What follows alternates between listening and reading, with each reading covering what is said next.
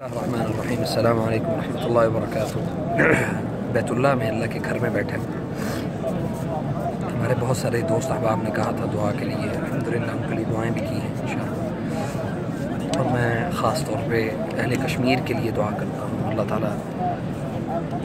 ان کے لیے آسانیاں پیدا فرمائے، ان کے لیے جو اللہ نے ان کے نصیب اور مقدر میں اللہ نے جو لکھا ہے اللہ وہ جلد از جلد ان کے فیصلے کر دے۔ اللہ مسلمانوں کے حالات پر اللہ رحم فرمائے، اللہ کشمیر کے مسلمانوں پر اللہ پاکستان کی حفاظت فرمائے، اللہ پاکستان کی حفاظت فرمائے یا اللہ، اور خاص طور پہ اللہ جو سعودی عرب ہے اللہ اس کی حفاظت فرمائے یا اللہ۔ یہاں بہت دشمن اللہ تیرے گھر پر نظر رکھے بیٹھے ہیں اللہ، ان کے شر سے اللہ اس گھر کو محفوظ فرمائے، اور اللہ تعالیٰ پاکستان کی سیاست کو، پاکستان کے حکمرانوں کو اللہ ہدایت نصیب فرمائے، اللہ ان کو دین کی سمجھ دے تاکہ اللہ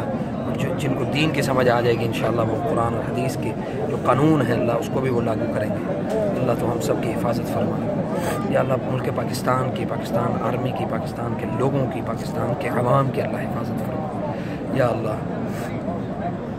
میں خاص طور پہ یہاں اس جگہ پہ بیٹھ کے یہ پیغام تمام مسلمانوں کے لیے خاص طور پہ اور پاکستان کے لیے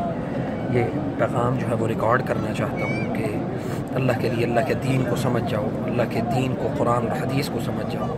فتنوں سے بچ جاؤ گے، اور اگر نہیں سمجھو گے تو پھر یہ لوگ، یہ فتنے جو ہیں یہ تمہارا پیچھا کر رہے ہیں۔